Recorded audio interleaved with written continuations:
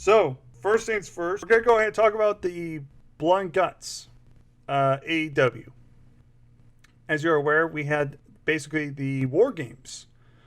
War Games, their version, which is going to be called Blood and Guts, because they can't use the War Games name, because WWE has that, basically has that trademark. So we're going to go ahead and get started with that. So my overall thoughts about it. I'm not going to go into a whole lot of major detail. I'll tell you this. There was a lot of blood, as expected. A lot of violence. I thought the match overall was very good. I did think the match was overall very, very good. But unfortunately, everyone's going to remember only one thing. And that thing is the ending.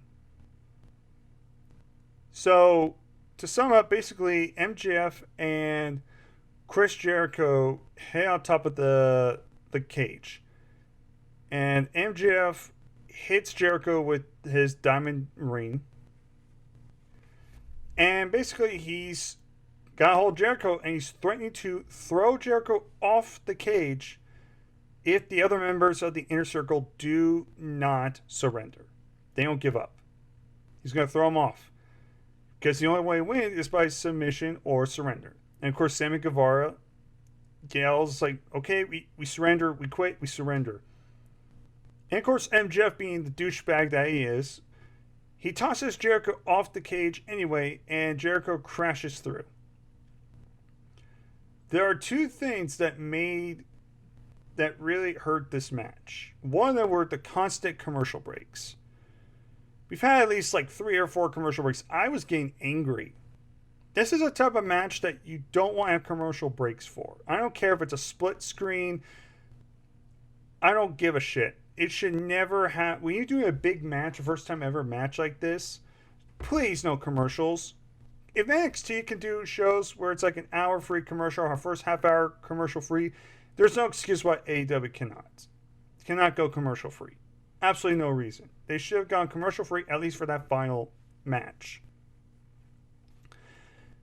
And then the other problem, the other takeaway from this match was the ending. Now, the stunt itself of Jericho being tossed off the cage by MJF because MJF's a dick is great storytelling. That's not the problem. The problem was the camera crew caught Jericho crashing down basically onto cardboard. It was painfully obvious it was cardboard.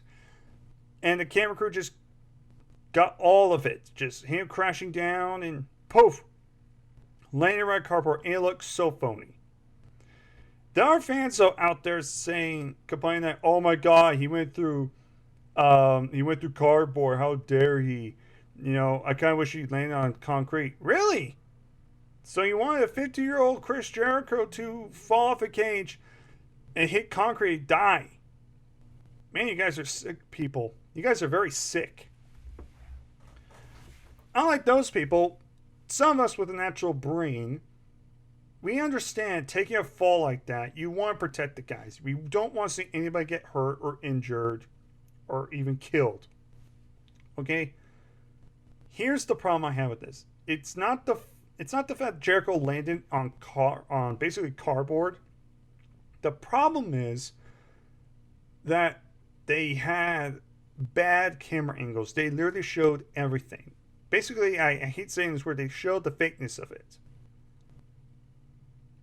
I guarantee you, if they would use different camera angles to shoot that final spot, the fans probably would not be complaining. I mean, you might get some, but then again, welcome to the wrestling community. That was my big takeaway from that ending, was just the whole, how they literally shot up close shot of Jericho crashing through the cardboard. It was painfully obvious it was cardboard. And unfortunately, it's kind of similar to what the AEW Revolution match with Moxley and Omega was. Where the barbed wire death match, where the ending, everyone's going to remember what happened after the match. And basically how the explosion didn't go off. It's unfortunate, but look, AEW's really need to get their shit together.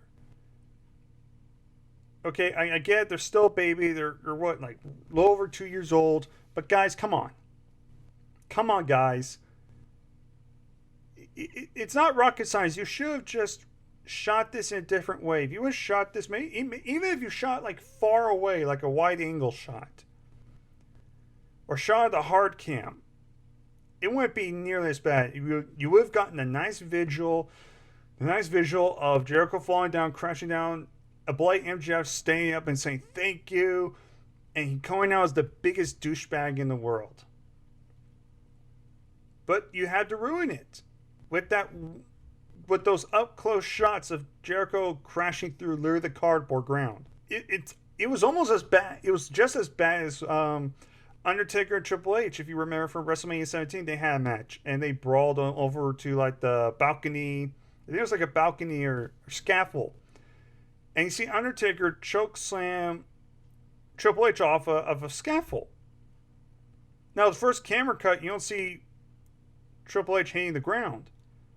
But when they did a replay, you see Triple H getting literally thrown off and landed literally on a crash pad. It was embarrassing. But this was worse because they literally showed everything in multiple camera angles. AEW needs to do a better job at hiding those flaws. So overall, I thought the match was very good. But like I said, the two takeaways were the commercial breaks constantly, which was stupid. And of course, the bad camera shots and angles that literally expose that match and the whole spot. The whole spot basically got ruined because of the stupid camera work. Lesson AEW. Tony Khan, Cody Rhodes, whoever you are. Lesson. Please. If you're going to do a spot like that, for the love of God, do not focus the cameras on there. That is a big no-no.